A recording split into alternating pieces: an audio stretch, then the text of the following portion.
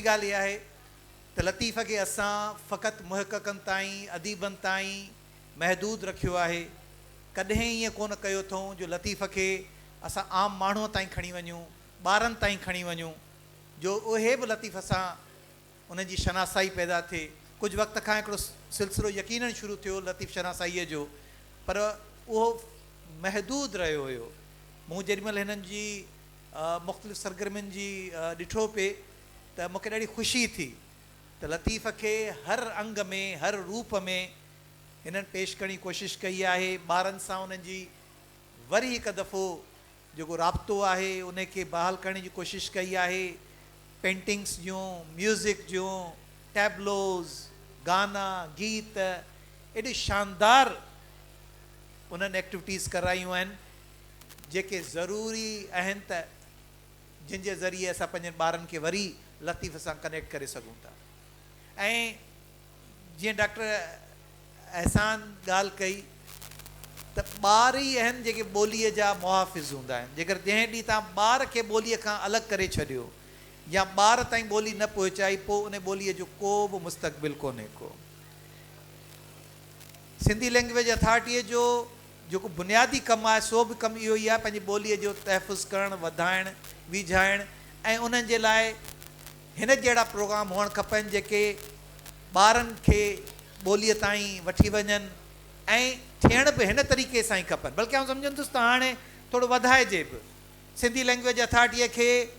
जेके नवां प्लेटफॉर्म अचनि था सोशल मीडिया जा, छो न हिकिड़ो सिंधी लैंग्वेज अथॉरिटीअ जो को टिकटॉक जो नंढिड़ो प्लेटफॉर्म हुजे जिते नंढड़ा नंढड़ा बैत, नंढियूं नंढियूं वायूं, नंढा नंढा टैबलोज़ ॿारनि खे कराइजनि। छो न को यूट्यूब जो हिकिड़ो सुठो, मुंहिंजे ख़्याल में आहे त सही, पर उनखे बि अञा वधाइजे। छो न इंस्टाग्राम ते सिंधी लैंग्वेज अथॉरिटीअ जो हिकिड़ो हुजे जिते नंढनि नंढनि वीडियोज़ जे ज़रिए, नंढनि नंढनि तस्वीरुनि जे ज़रिए इहे ॿारनि खे कजे त तव्हां ॾिसो त ॿारु आहे किथे, अॼु जो नौजवान आहे किथे, उते असांखे पहुचणो आहे, उन्हनि ताईं पंहिंजी ॿोलीअ खे वठी वञिणो आहे, उन्हनि ताईं उन्हनि लतीफ़ खे वठी वञिणो आहे। ऐं सची ॻाल्हि इहा आहे त लतीफ़ में इहा असांजी बदकिस्मती आहे, महरूमी आहे जो असीं लतीफ़ खां परे थी विया आहियूं।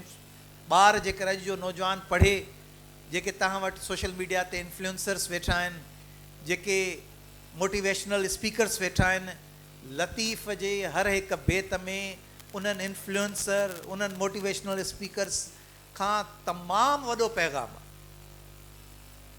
यानी तव्हां लतीफ़ जो को बि बेत खणो, तव्हांखे उहो मोटिवेट कंदो जो तव्हां पंहिंजी ज़िंदगीअ खे हिकिड़ो बामक़सद बनाए सघो था। ऐं हिकिड़ो ॿ लतीफ़ जो बैत चई, लतीफ़ चए थो त अञा तो मां कख छिते रत निकिरे, मुंहं में महबूबनि जा तूं कीअं झलींदे घाव, सो तूं कुॼाड़ा सिकण जूं सदूं करे। लतीफ़ साईं चए इहो थो त अञा तो में उहा नज़ाकत जेका आहे सा कान आई आहे। वॾा मक़सद वॾियूं कुर्बानियूं घुरंदा आहिनि। तव्हां जेकर पंहिंजे कंफर्ट ज़ोन में वेठा आहियो ऐं तव्हां चयो पिया त हर शइ तव्हांखे ठही ठुकी मिले, त उन्हनि कंफर्ट ज़ोन्स में वेही करे माण्हूअ खे वॾा मक़सद कोन मिलंदा आहिनि। वॾा मक़सद तॾहिं मिलंदा आहिनि जॾहिं तव्हां वॾनि मक़सदनि जे लाइ ख़ुदि तयारु हूंदा आहियो, रूहानी तौरु, जिस्मानी तौर ते तव्हां तयारु हूंदा आहियो। ऐं उहा तयारी जेसि ताईं तव्हां में न आहे तेसि ताईं तव्हां सिकण जूं सदूं नथा करे सघो।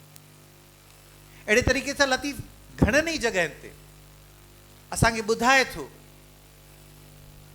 त नवनि वॾनि मक़सदनि जे लाइ, ज़िंदगीअ खे कुझु करण जे लाइ असांखे कहिड़ा उसूल करणु खपनि, कहिड़ा असांखे क़दम खणणु खपनि जो असीं ज़िंदगीअ खे हिकिड़ी माना ॾेई सघूं, ज़िंदगीअ खे हिकिड़ो रंग ॾेई सघूं, ज़िंदगीअ खे को असां रुख़ ॾेई सघूं।